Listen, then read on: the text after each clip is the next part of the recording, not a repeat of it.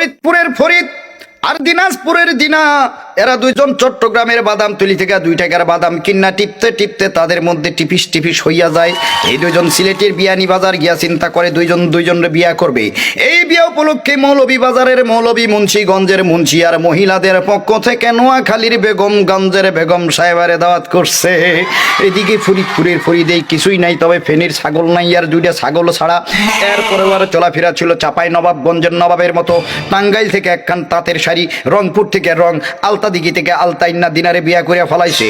এদিকে দিনার বাপ সিরাজগঞ্জের সিরাজে মিয়া ছিল মেলা টাকা পয়সার মালিক, কারণ রংপুরে ছিল তার রঙের ব্যবসার, সুনামগঞ্জে ছিল তার বহুত সুনাম। এই মিয়া চিন্তা করছিল তার মাইয়াটারে জাকজমক কইরা বিয়া দিবে। যেমন মাগুরা থেকে মাগুর মাছ, সাতক্ষীরা থেকে 7 মণ দুধ, কুড়িগ্রাম থেকে 20টা খাসি আর গাইবান্ধা থেকে 1 ডজন গাই আইনা, বরিশালের বরিনারু বানাইয়া, লালমনিরহাট থেকে লাল রঙের শাড়ি কিন্না, যশোর বেনাপুল থেকে বেনারসি আইনা, খুলনার বাগের হাটের বাগের মতো একটা পোলার লগে তার মাইয়ারে বিয়া দিবে। কথা বলেন, কথা বলেন। কিন্তু এই ফরিদ চুয়াডাঙ্গার চুয়া কথা কইয়া পটুয়াখালীর ভাষায় পটাইয়া পটাইয়া দিনারে বিয়া কইরা ফলাইছে। মনের দুঃখে সিরাজ মিয়া রওনা দিছে অজানা উদ্দেশ্যে। পাবনায় গিয়া পড়ছে ভাব নাই, নোয়াখালী আইসা চিন্তা করে খালি খালি কাইন্দা লাভ নাই, যাই ভোলাই গিয়া মনের দুঃখটা ভোলা যায় কিনা। ভোলা যাওয়ার পথে মাঝখানে বরিশালের ঝালু কাটিতে আইসা বেটার মনের ঝালটা আরো বেশি বাইরে গেছে। বলেন বাপরে বাপ, এ কথা বলে না, যারা বলেন ঠিক না বেঠে। এই খবর তো আর ঢাকা শহরে ঢাকা রইল না, খবরের কাগজ পত্র পত্রিকায় ছাপা হয়ে গেল। তার আগে এই ঘটনা চলে গেল জামালপুরের জামালের কাছে। জামালপুরের জামাল ময়মনসিংহের মমিনের মাধ্যমে ঘটনা জানাই দিয়েছে মানিকগঞ্জের মানিকের কাছে।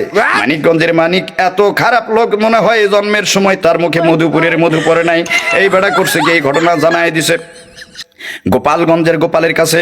গোপালগঞ্জের গোপাল করে কি, ব্রাহ্মণবাড়িয়ার ব্রাহ্মণ, নারায়ণগঞ্জের নারায়ণ, শিবপুরের শিব, হরিপুরের হরি, মহাদেবপুরের মহাদেব, পাবনার রাধানগরের রাধার, কৃষ্ণনগরের কৃষ্ণরে লইয়া হিন্দু ধর্মের প্রধান ঠাকুর গায়ে ঠাকুরের কাছে রওনা দিছে। এই কয়জন হিন্দু মিল্লা কুমিল্লার 14 গ্রাম থেকে আরো 14 জন হিন্দু সংগ্রহ করে একটা কমিটি গঠন করে বলে ঘটনার বিচার দিয়া দাও গাজীপুরের গাজী সাহেবের কাছে। গাজীপুরের গাজী সাহেব বললেন আমি আপাতত ব্যস্ত আছি, আপনারা মির্জাপুরের মির্জা সাহেবের কাছে যান। মির্জাপুরের মির্জা সাহেব বললেন আমার নাতি নরসিংদীর নরাদম শেরপুর থেকে 1 সার চিনি চুরি করিয়া বগুড়া সারিয়াকান্দি থানায় আসামিদের মধ্যে সারিবদ্ধভাবে দাঁড়ায় রয়েছে, আপনারা আপাতত হাজীগঞ্জের হাজী সাহেবের কাছে যান। হাজীগঞ্জের হাজী সাহেব বললেন ফরিদপুরের ফরিদার দিনাজপুরের দিনাজে বিয়াটা করছে, এটা শরীয়তপুরের শরীয়ত মোতাবেক ঠিক আছে কিনা। যদি ঠিক না থাকে তাহলে মেহেরপুর থেকে মেহের আলীর ডাইক্কা পাঠাও, এর খাগড়াছড়িতে পাঠাই দাও। সেখান থেকে কমসে কম 5 থেকে 6টা ছড়ি আইনা ফরিদ নামের পোলাটারে সিলেটের শায়েস্তাগঞ্জ নিয়ে ভালো কইরা শায়েস্তা কইরা নিয়ে আসো।